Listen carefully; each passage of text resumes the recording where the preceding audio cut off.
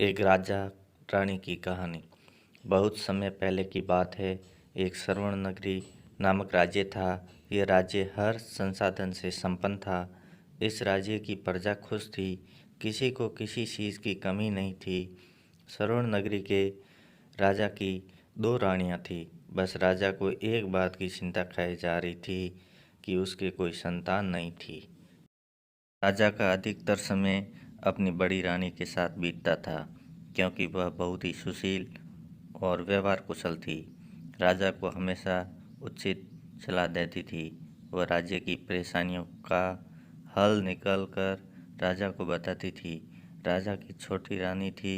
वह बहुत ही कपटी और धूर्त थी। हमेशा अपनी तारीफ सुनना पसंद करती थी। छोटी रानी की एक दासी थी जो जादू टोना करना जानती थी और कई लोगों पर उसने इसका प्रयोग करके उनको बर्बाद किया था।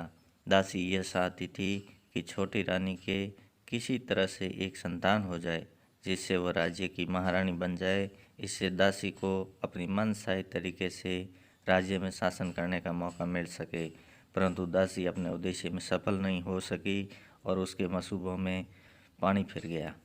एक दिन राजा अपनी बड़ी रानी के साथ वन विहार को गए थे। वहां उन्हें एक सन्यासी मिले।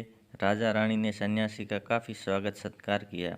राजा के इस सेवा से सन्यासी बहुत प्रसन्न हुए और उन्होंने राजा रानी को शीघ्र ही माता पिता बनने का आशीर्वाद दे दिया, जिसे सुनकर राजा रानी अति प्रसन्न हुए और वापस महल आ गए। छोटी रानी को जब ये बात पता चली, वह दुखी हो उठी।